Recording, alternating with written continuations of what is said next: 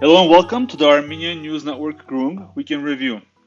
I'm Hovik Manucharyan, and this week we have our good friend Dr. Pietro Shakarian here to talk with us about the following major topics.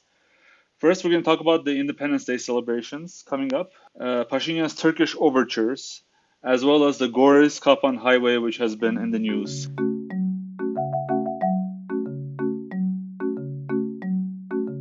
So to talk about these issues, we have, again, Dr. Pietro Shakarian.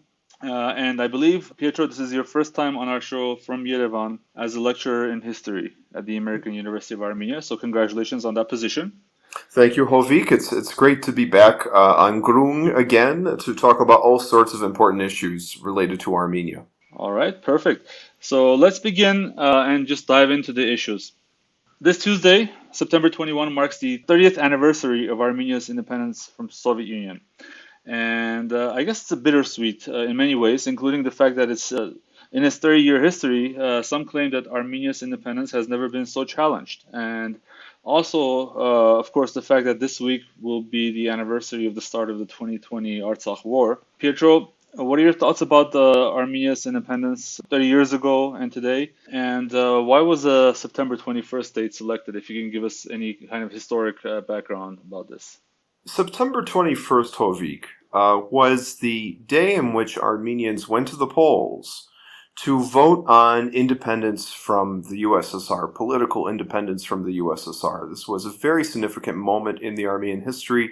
The Soviet Union itself was not yet dissolved. That would happen much later with the Belovezha Accords and Boris Yeltsin basically declaring the Russian Federation independent from the Soviet Union.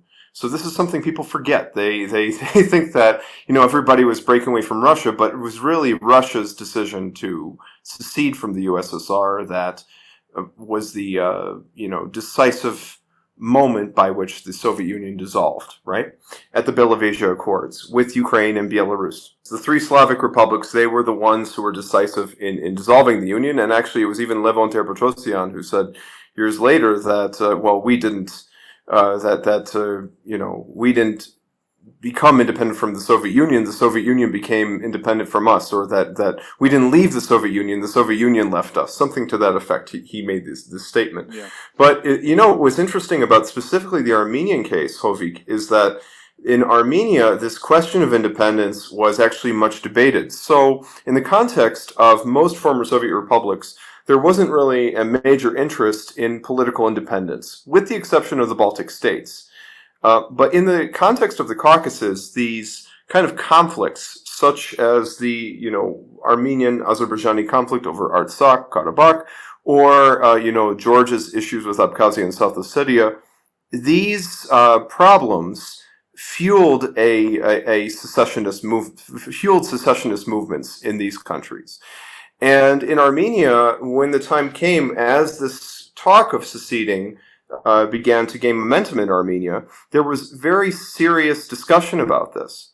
It wasn't just like something that everybody, accepted overnight. There was serious discussion about this because the Soviet Union actually provided Armenia with the protection against Turkey. It was seen, the Soviet Union was seen as like a Vahan, if we can use the Armenian term, A shield. that kind of shielded Armenia from the Turkish threat. So there was much discussion on this, to the point that of all the independence referenda, the Armenian was the most specifically worded. It said, "Do you agree that the Republic of Armenia should be an independent and democratic republic outside the USSR?"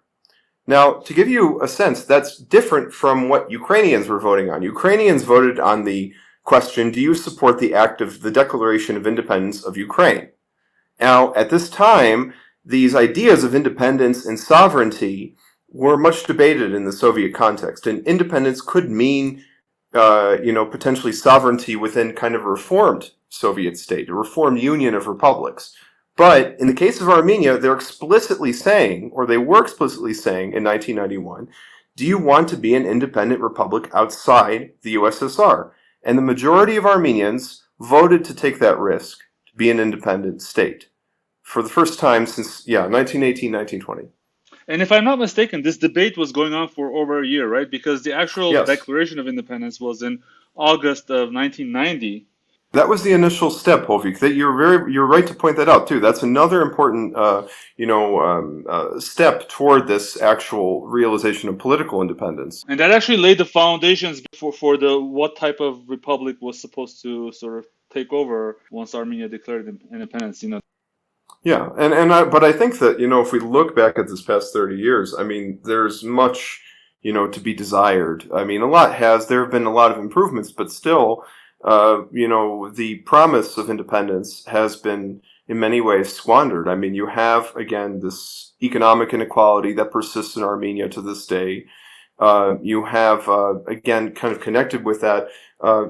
The regions are in need of development. You have a population decline. You have all these issues. And so if we look back on the past 30 years, the promise of independence in 1991 has not been fully realized, unfortunately. I wanted to quickly, before we sort of go towards what we have today, you mentioned Turkey and Armenia being worried about the threat from Turkey if it becomes independent. However, what's interesting is that the declaration of independence that Armenia had, like one of the, I believe the first point in that declaration was the, I guess, recognition of Armenian genocide, if I'm not mistaken. So it's interesting that despite that fear that Turkey, that Armenians had of Turks' resurgence, once they become independent, that point was, decided to be included. Even though I think that Levon Peterson himself did not want that. Is that Yeah. am I remembering this correctly? I don't have the data on Yeah. that. Well, I mean, yeah, that's what I remember. But maybe what's also interesting in that we're discussing this today is that Turkey, whom Armenia feared, was the number two country, I believe, after Iran, who recognized. Well, I think actually wasn't Russia number one. I think Russia was number one, and then maybe but Turkey was up there. That's Yeah. actually the interesting Well, thing. Turkey was certainly up there in terms of recognition, but then that quickly died out as soon as they shut the border, and they participated in this blockade against Armenia alongside Azerbaijan. So yeah. we have that. But let's talk about today's independence celebrations, or actually the celebrations we're going to have tomorrow, if we can call them Yeah. celebrations. Yeah. So rather than doing a modest and solemn celebration, Pashinyan is boasting of planning a colorful event that will be widely celebrated. In fact, there's a $2 million budget allocated to this year's activities, and that's normally like 10 times the normal amount that they include every year. What are your thoughts on this celebration and the motivations of the government in trying to sort of have such a posh sort of, I guess, more fancy celebration than previous years? Well, I think that the lavishness of the celebrations is a means of kind of compensating for the Artsakh War and the loss of the Artsakh War and the political outcomes that we are now witnessing emanating from that conflict and from those events. So I think that it is a way to kind of show that the government is, in a way, more Catholic than the Pope, that they want to show that, yes, we're the most pro-independence government of Armenia you've ever seen. But I also think that it is meant to kind of disguise the reality of what has transpired, because the outcome, again, of the Artsakh War has actually made Armenia less independent than it was. Again, as I would say, Artsakh was the Vahan. It was kind of like, it was I use this term describing kind of the Soviet Union's protection of Armenia, but in the case of post-Soviet Armenia, it was kind of the guarantor of Armenian independence, Artsakh. So with Artsakh significantly weakened as a result of this war, and Armenia significantly weakened, and Armenia's independence dealt a significant blow from this war, this is a means of trying to kind of taper over the so-called this reality in which the reality that we're now experiencing at this moment. And it's just amazing to see like this $2 million budget to kind of, do this, and while ignoring some of these, gut issues. Like, we still have young men who are being held captive in Yeah. Baku. I mean, this is just, it's not in the best taste. a little over 2 weeks ago, on September 2, was Artsak's independence, and none of the high-ranking government officials from Armenia were present during that celebration. So yes, this is the first time. I guess this may be the first time in at least 25 years, if not more, that Artsakh has not been central to the story of Armenian independence and celebrations around that. And actually, also, Hovik, I just want to throw in something else. I can say this as a scholar, as a historian, and this is important for your listeners to keep in mind, that even when we speak of Eastern Armenia's incorporation into the Russian Empire, this was led by the Artsakh Meliks. This was led by the leadership of Artsakh at the time. I mean, they were the ones who went to Peter the Great. You also had Israel Ori, petitioning Peter the Great. So people from Artsakh, from Sunik, these were the people who were, as a matter of fact, leading the effort to bring Russia into the Caucasus, along with the king of Eastern Georgia. And so the whole effort to incorporate Eastern Armenia into the Russian Empire, and then, of course, later on it becomes the First Republic, then part of the USSR, and now we have post-Soviet Armenia. None of that would have existed had it not been for the efforts of those Artsakhi, individuals and princes, Meliks. So that needs to be kept in mind too. When we talk about Armenian independence, even Armenia's existence, even the existence of Eastern Armenia is impossible to think of without the Melikdoms of Artsakh. Right, very interesting. So let's then go to the next topic. It's sort of a segue from the discussions of independence. When shortly after the Declaration of Independence, which, as I said, Turkey recognized, the borders, as the war progressed, the borders between Armenia and Turkey were closed. But recently, there are rumors and there are reports that Pashinyan is trying to send overtures to Turkey to reestablish diplomatic relations.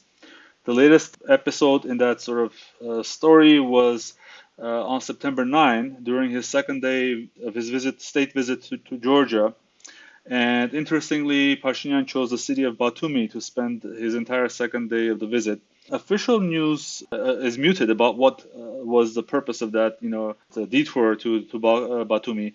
But there have been reports that Pashinyan has been seeking communication channels and has asked the Georgian Prime Minister to mediate between himself and Erdogan. And these are not rumors, because just yesterday we read that Erdogan responded to Pashinyan's overtures and said that essentially, yes, it's good to hear from Pashinyan that he wants to talk to us, but I'm paraphrasing, but that in order to do that, we need Armenia to open quote unquote corridors. Pietro, what are your thoughts in general about the exchanges between Pashinyan and Erdogan so far happening remotely? And do you think that Pashinyan will acquiesce to this apparent demand or sort of precondition from Turkey and Azerbaijan to give them a corridor? Well, I think that first of all, Hovik, we have to look at the city in which Pashinyan was doing this negotiation. I mean, if he's forging these communication channels from the city of Batumi, in Georgia, on the Black Sea, in Ajada, this was also the city, as you know, on June 4th, 1918, where the Treaty of Batum was signed. And Armenia, it resulted in significant territorial concessions of Eastern Armenia. Almost Armenia's existence as a country was holding on by a thread as a result of this treaty. So, again, that was not the best choice of cities to forge these contacts. And I think, again, this is political. I think, again, this is tied with this idea that, well, if we open the borders just like that there will be an economic boost, and that would keep the population distracted away from the Artsakh War and the continuing outcomes of the Artsakh War, so we don't have to worry about any of these kind of issues, whether it be, security in Sunik or the status of Artsakh or Armenian POWs. If we have a good economy, then nobody's going to pay attention to that. And I think that this is a very wrong-headed strategy because, again, if we look at Ajadia, this is a perfect example of what not to do. So I'm not necessarily opposed to Armenia normalizing relations with Turkey, but you got to be smart about it, Hovik. You can't be reckless, and that's what actually the Georgian government did. They just opened up Ajada to Turkish businesses, and now that has translated into not only significant Turkish economic weight in Ajada and Batumi, but also significant Turkish political weight. So you even had Erdogan recently making claims to Batumi in one of his speeches, and the government in Tbilisi bristled at these kinds of remarks. So you have that. So you have to be smart about it. As to whether or not Pashinyan will acquiesce to Erdogan's demands about with regard to opening corridors and so on and so forth, he's kind of in kind of a bind in a way, because Pashinyan believes that the opening of relations with Turkey is kind of a way that would help him out of this kind of current political crisis, or would help him kind of remove the cloud over his head. But I think that actually, if he was to actually give in to these Azerbaijani and Turkish demands, it would actually just make the political crisis in Armenia worse. So he's kind of like stuck in this situation. So I don't think, I at least hope he would not make those concessions. But it also reminds us, too, that this idea of reopening relations, even now, even as Armenia is much weaker than it was in 2008. Remember 2008, Hovik. Remember the football diplomacy. Abdullah Gül was invited by Serge Sargsyan to Yerevan to witness this soccer match. And that was at a time when Armenia had much more weight. I mean, they were in control of Artsakh at that point, in full control of Artsakh. They had the security belt of territories around Artsakh. Artsakh was more or less independent. It was connected deeply with Armenia, but it was an independent state in its own right. So Armenia had had more cards to play at that moment in history. Now Armenia is much weaker, but what's interesting is even as Armenia is much weaker, Erdogan is still making demands, which is quite interesting. I always ask this question to myself.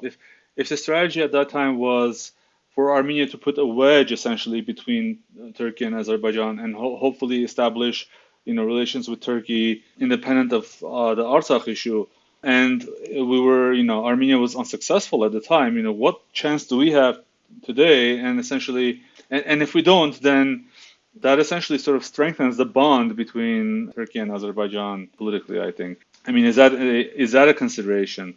Well, I think Turkey benefits extraordinarily from using Azerbaijan to flex its geopolitical muscle in the Caucasus region, to have kind of a springboard from which they can challenge Russian hegemony in this part of the world, where Russian influence is predominant, where there's even lingering Russian influence in Georgia, right, of all countries. Yeah. So I think that this is kind of, they see Baku as a means to achieve that.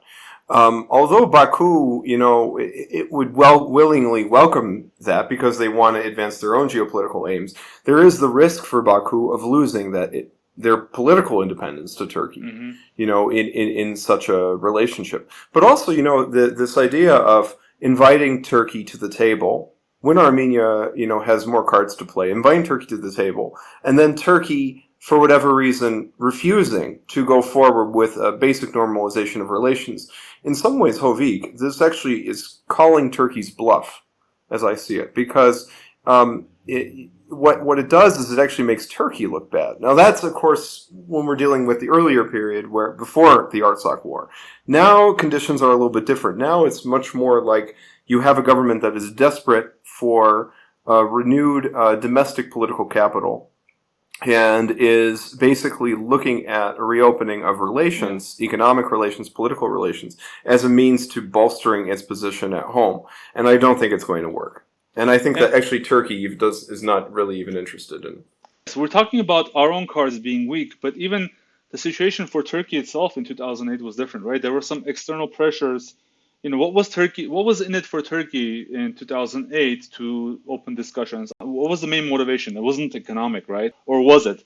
If I remember correctly, there were some pressure from European Union, and at that time, Turkey was trying to join the EU or move forward its accession talks. So do you think, so essentially, does Turkey today have less of a reason to care about Armenia politically? Oh, absolutely, absolutely. There's no more. The EU context is no longer there.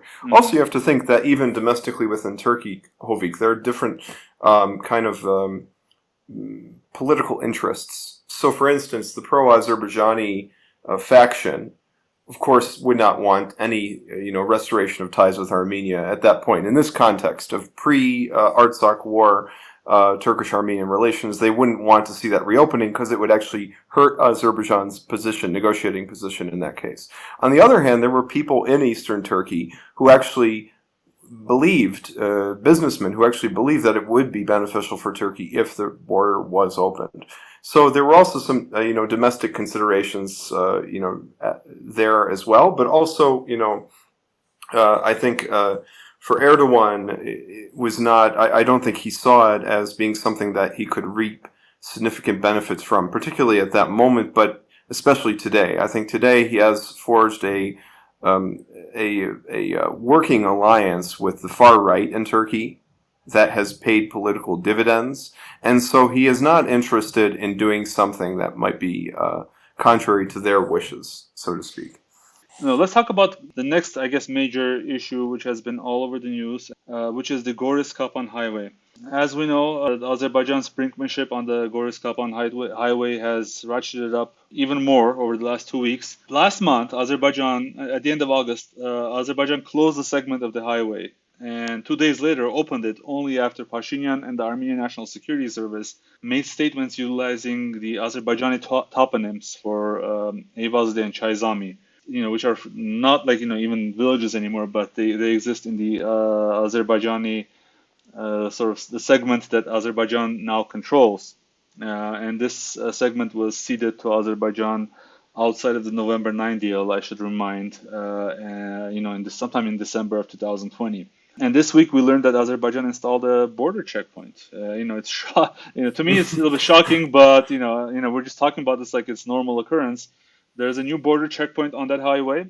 Azerbaijan is charging Iranian trucks transit fees for ostensibly traversing Azerbaijani territory. In fact, two Iranian truckers were arrested for trying to supply goods to Stepanakert, according to Azerbaijan. And also the youth soccer team. If you remember that, I mean, the youth soccer team from Artsakh Karabakh, they were going through there, and they were stopped. I mean, you recall that also from this week Hmm. too, Hovik. I mean, that was. That was particularly demeaning, and we all saw the videos of the Azerbaijani border guard trying to scrape the Artsakh flag off that bus. And there's even more. I mean, just yesterday, two young Armenian men traveling on that road were arrested.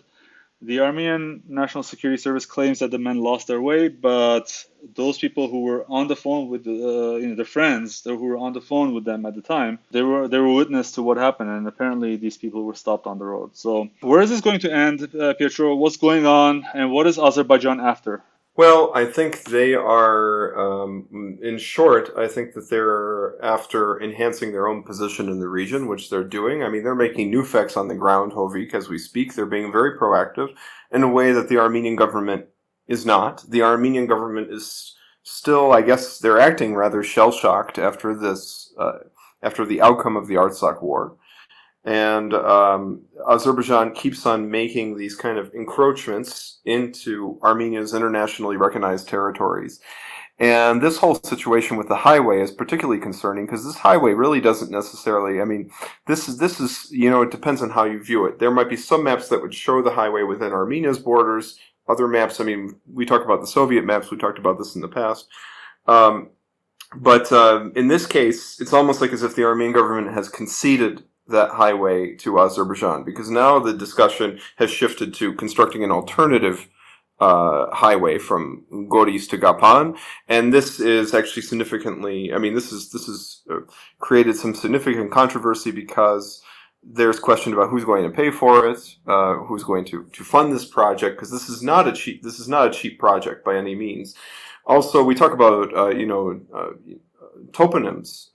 There was actually the issue 10 days ago, if you remember, where you had Azerbaijani buses having service to Armenian cities using the Azerbaijani name, as if they were making a territorial claim to Armenia, deep into Armenia proper. So, like, they were having, like, for instance, the Azerbaijani name for Vardanis, right? And there was no significant reaction, as far as I know, from the government on these issues. In fact, there was actually one statement that was particularly alarming, where Soren Papikyan, actually, this is a very high-ranking member of the government, said that Deputy Prime Minister, right? Deputy Prime Minister, and he said those are police checkpoints in the territory of Azerbaijan, and we can't adopt any decisions. Well, I mean, it depends on what map you're looking at, Hovik, but still, the fact that he's almost like just like conceding this. He's not even really challenging it. I mean, he's just like saying, okay, well, that's Azerbaijan now, and that's all. And we should make an alternative highway. But I mean, just for people to understand, this is the only way that Iranian goods can sort of reasonably make it into Armenia, and not just Iranian, but Chinese goods, anything sort of coming from the east. But to make sure that there's no doubt left, Pashinyan himself later explained why he used the Azerbaijani toponyms. Verbatim, he said that I use those words because I want people to understand, I want Armenians to understand that those two villages exist on the Azerbaijani side of the Soviet maps, based on Soviet maps. So yes, we're going back to the Soviet maps, and no one understands why he's using one version of the map versus the other. To dispel any doubt, I think it seems Armenia has conceded these villages, which is just insane because we're effectively sort of under more blockade now. And also, there was also the statement from Antrani Kocharyan. He's basically said that Azerbaijani police activities are directed at Iranian interests, which I think that's completely ludicrous. I mean, to say this because he is like because it's almost like as if to say, well, Iran's position in this region, its strength and position in this region is not necessarily in Armenian interests, which it is. I mean, vis-a-vis Azerbaijan, I mean, Armenia needs a strong Iran there to, offset this increasingly boisterous Baku, which actually not only is it, seeking kind of aggrandizement, it's actually kind of almost like it's being openly provocative, like as if it wants to resume hostilities. I mean, it's like Pashinyan. The other interesting thing is that he's like, even though he's talking about reopening corridors, even you have some Russian officials who are talking about reopening corridors. Azerbaijan has made it clear over and over and over and over they are not interested in opening any corridors, and moreover, they're not interested in society-to-society peace. So they're making territorial claims on Armenia proper. They are, continuing the hate rhetoric against Armenians. And they're holding Armenian POWs. So if we look at the picture, it doesn't look, all that rosy for, a grand peaceful coexistence. Yeah, and the last statement about Kocharyan's pointing the arrow at Iran is interesting to me because not only is he accepting that this is essentially outside of Armenian control, so it's apparently Azerbaijan and Iran's problem and not Armenia's. He's also trying to sort of, egg on like Azerbaijan. My question is, if this is indeed, if the Armenian government indeed thought that this was now legitimately Azerbaijani territory, did it warn its Iranian colleagues that, hey, now you have to pay a tax on this road in order to pass through? And if they did, then why did two Iranian truck drivers get arrested? So what also, didn't the government in Tehran say that the territorial integrity is a red line that you don't cross? And yet Azerbaijan has been crossing that red line over and over and over and over in many instances. This is the latest one, Hovik, as you know. There's a whole, series of episodes going back to this, so-called peace statement, the statement that was signed back in November, of Azerbaijani provocations and encroachments and all sorts of episodes like this. Yeah, this issue about Iran is going to be interesting to monitor. Well, and also think that before the war too, Artsakh had an extensive border with Iran, which actually kind of enhanced Iran's position vis-a-vis Azerbaijan as well too. So this whole situation, I think, is a complete mess, and I think for Iran too, I don't think it's in any way, it's not even conducive to positive developments in Iranian-Armenian relations, Yeah, to be honest. I saw this report about, and it seems that the Iranian ambassador to Azerbaijan is in Baku talking with the deputy foreign minister about the Goris-Kapan highway and how to free, like, so Armenia is completely devoid of this picture, outside of this picture. And the last thing that to note about this issue is that just today we heard that Iran is conducting military exercises right at the border that you mentioned, northern Iran, and this got some Azerbaijani sort of analysts and commentators riled up. But it remains to be seen, I guess. Anything else that you want to sort of add to this topic? Yeah, I want to say that it's very interesting that the Armenian government, again, that they've divorced themselves from this issue. I mean, they're kind of out to lunch, and unfortunately, Hovik, they put themselves in a position where they've made themselves out to lunch, where they've made themselves less of a player. So I hope eventually that would change. I still hope dies last. I still think that eventually the situation in Armenia has to change. There's one constant in history. There's one thing in history I can tell you about. It's that history is comprised of all sorts of zigzags back and forth. There are always alternatives in history. Right. And I think that eventually, I mean, Pashinyan is not going to be there forever. Somebody else is going to take his place eventually. But right now, I mean, even just by his remaining there, by his government remaining, it's not helping Armenia. All right, well, let's leave it here for today. Thank you, Pietro, for joining. Thanks for listening to our podcast, and we'll talk to you next week. Thank you, Hovik, and happy Independence Day. Happy Independence Day.